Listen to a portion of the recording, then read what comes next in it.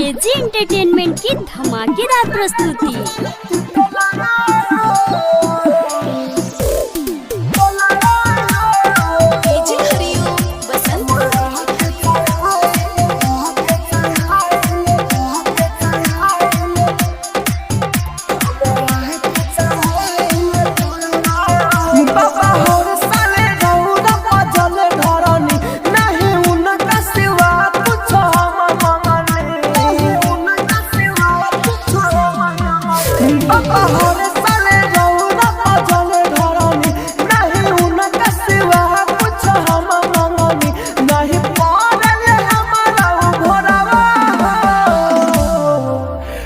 मोया के चढ़ाई ले लोरावा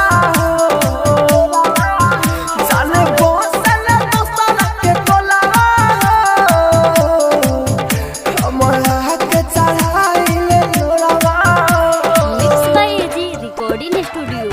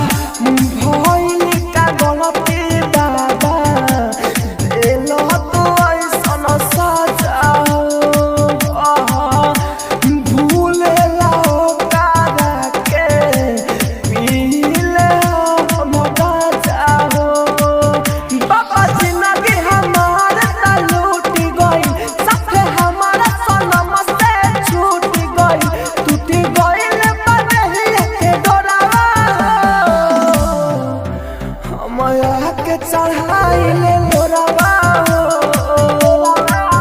जाने बोसल दोस्तर के कोलावा मोया के चढ़ाई ले लोरावा जाने एजी हरिया बसंत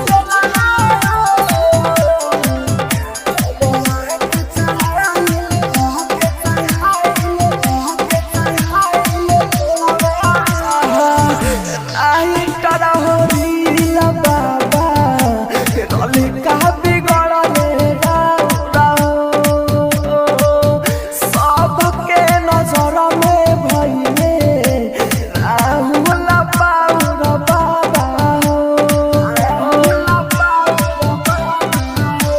ए बाबा जाई करा हो रीला बाबा रोले का बिगड़ले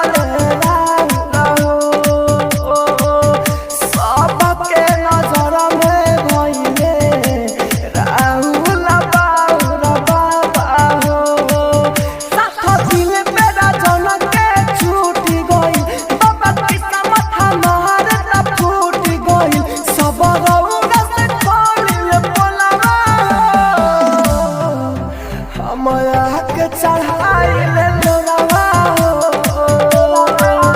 जाने बोसल दोस्तर के कोलावा मोया के चढ़ाई ले लोरावा।